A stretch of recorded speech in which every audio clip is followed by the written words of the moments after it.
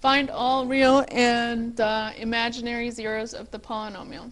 Okay, so first we want to find all the rational zeros. So again, take all the factors of 15, and here we have all factors of 1. So x equals plus or minus 1, plus or minus 3, plus or minus 5, plus or minus 15, over plus or minus 1. So we just have plus or minus 1, plus or minus 3, plus or minus 5, and plus or minus 15. So again, we are going to narrow down the roots by using a graph. The shortcut works when you have a calculator. Otherwise, you have to test the roots until you get to one that actually works. So let's take a look at the graph of this. So just punch it in your calculator, and let's take a look at the picture. Okay, here is the graph.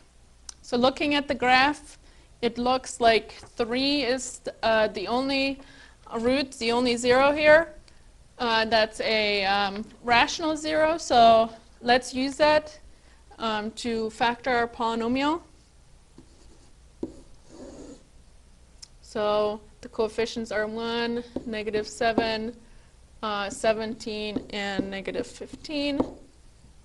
So I'll bring down the 1. 3 times 1 is 3. So we get -4. 3 times -4 is -12. The sum of that column is 5. And 5 times 3 is 15. So these add up to 0. So the remainder is 0. Means this is a root. So let's rewrite this in factored form.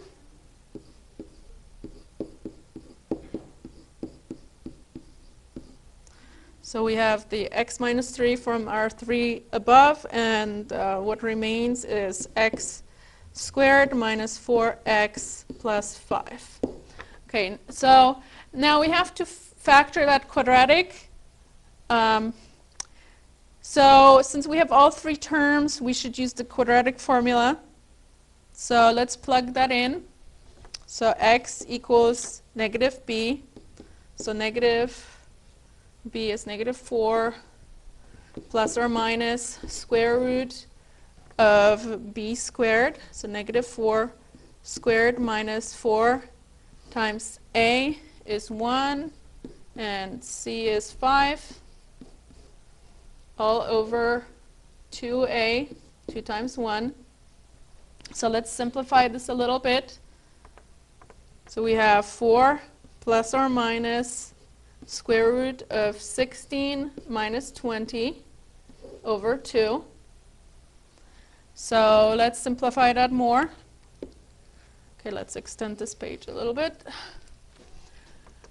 Okay, so I'm going to simplify this to 4 plus or minus square root of -4 over 2. Now notice there's a negative under the square root. That's okay. That indicates to us we're dealing with complex numbers. So we're just going to take the square root of 4, which is 2, and then the square root of -1, remember that's just I. So this simplifies to plus or minus 2I over 2. Okay, so one more thing. The whole thing is dividing by 2, so let's divide the 4 and 2 by 2. So the final answer is 2 plus or minus I. Okay, so if we wanted the polynomial in factored form, this is what it would be. P of x equals x minus 3, x minus, now we pick one of the 2 roots, so 2 plus I. And then we also have x minus the other root, 2 minus I. Okay, but the problem just asked us to list those roots, so, or zeros in particular.